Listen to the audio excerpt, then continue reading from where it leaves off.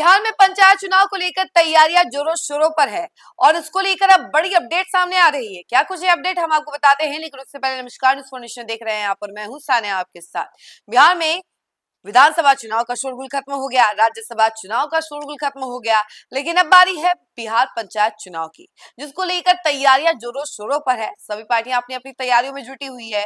इसी बीच खबर ये आ रही है कि 27 अप्रैल को सबसे बड़ा कदम उठाया जाएगा इस चुनाव को लेकर। कहा यह जा रहा है कि 27 अप्रैल को क्षेत्रवार प्रारूप तौर पर मतदाता सूची जारी की जाएगी। उसके बाद हर पंचायत की एक ड्राफ्ट वोटर लिस्ट जारी की जाएगी, जिसे आम लोग देख सकेंगे और ये एक बड़ा कदम माना जाएगा। इसके साथ ही साथ आपको बता दें कि इस चुनाव में आरक्षण में भी बदलाव किए जा रहे हैं। क्या कुछ जानकारी है इसके बारे में, हम आपको जरा विस्तार से बताते हैं। राज्य में त्रिस्तरीय पंचायत चुनाव की प्रक्रिया अब आधिकारिक तौर पर शुरू हो गई है। इस कड़ी में सबसे पहला बड़ा कदम 27 अप्रैल को उठाया जाएगा।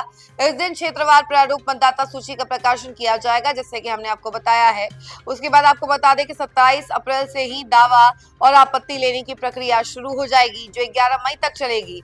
अगर किसी मतदाता का नाम छूट गया है या गलत तरीके से किसी का नाम जुड़ गया है, तो लोग इस दौरान अपनी आपत्ति दर्ज करा सकते हैं।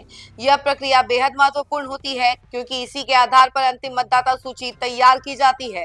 दावा और आपत्ति के निपटारे का काम भी साथ साथ चलेगा। 27 अप्रैल से लेकर 14 मई तक प्रशासन इन शिकायतों का समाधान करेगा।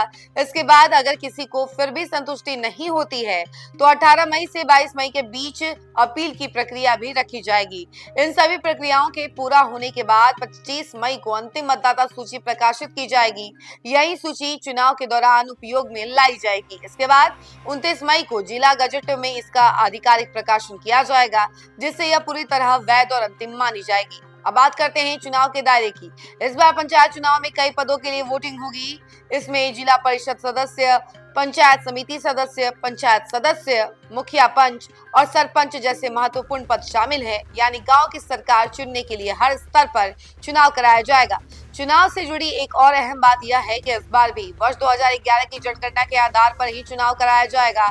यानी उसी जनसंख्या आंकड़े को मानक मानकर आरक्षण और क्षेत्र निर्धारण किया जाएगा। लेकिन इस बार एक बड़ा बदलाव भी देखने को मिलेगा। पंचायत क्षेत्रों में नए सिरे से आरक्षण तय किया जाएगा। यानी जो सीटें पहले किसी खास वर्ग के लिए आरक्षित थी, वे इस बार बदल सकती हैं। इसी तरह जो सीटें अनारक्षित थी, वे सब अब आरक्षित हो सकती हैं। इस बार आरक्षण तय करने का तारीख भी खास होगा।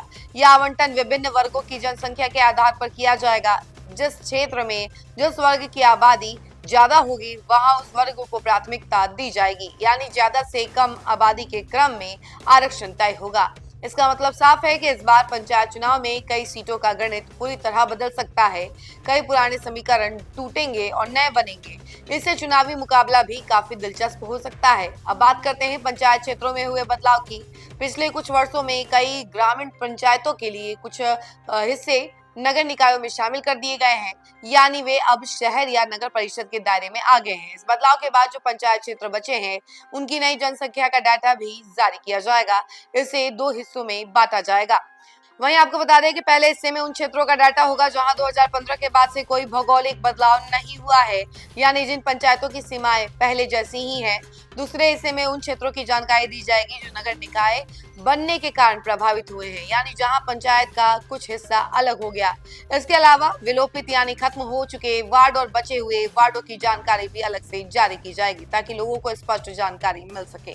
सरकार ने यह भी सुनिश्चित किया है कि आम लोगों को किसी तरह की परेशानी ना हो, इसलिए प्रारूप मतदाता सूची को कई जगहों पर उपलब्ध कराया जाएगा। इसमें ग्राम पंचायत कार्यालय, प्रखंड कार्यालय, अनुमंडल कार्यालय और जिला अधिकारी कार्यालय शामिल है। इसके साथ ही राज्य निर्वाचन आयोग की वेबसाइट पर भी इस जानकारी को अपलोड किया जाएगा। खास तौर पर मीडिया कॉर्नर में इसे डाला जाएगा, ताकि लोग ऑनलाइन भी इसे देख सकें।